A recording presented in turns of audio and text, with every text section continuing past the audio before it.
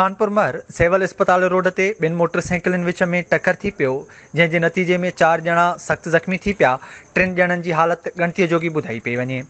उन ॾस में खानपुर महर जे सेवल अस्पताल रोड ते ॿिनि मोटरसाइकिलनि जे विच में आम्हूं साम्हूं टकर थी पियो, जंहिं जे नतीजे में 4 ॼणा 37 नंबर जा रहवासी ममताज़ चन्नो, अयाज़ चन्नो, पीर पखोड़ाई जो रहवासी रोशन साखाणी महर, किरोड़ पुट जो रहवासी गजण महर सख़्त ज़ख़्मी थी पिया। ज़ख़्मियुनि खे खानपुर महर जे शेख हमदान सरकारी अस्पताल मुंतक़िल कयो वियो, जिथे ज़ख़्मियुनि खे तुर्त तिबी इमदाद ॾियण बैदि 3 ज़ख़्मियुनि ममताज़ चन्नो, रोशन ऐं गजण महर जी हालत ॻणतीअ जोगी हुजण सबबि टिनी खे घोटकी रवानो कयो वियो। ॿुधायो पियो वञे त कार खे ओवरटेक करण दौरान मोटरसाइकिलुनि जो टकर थी पियो। पुलिस हादसे जी रिपोर्ट दर्ज करे छॾी।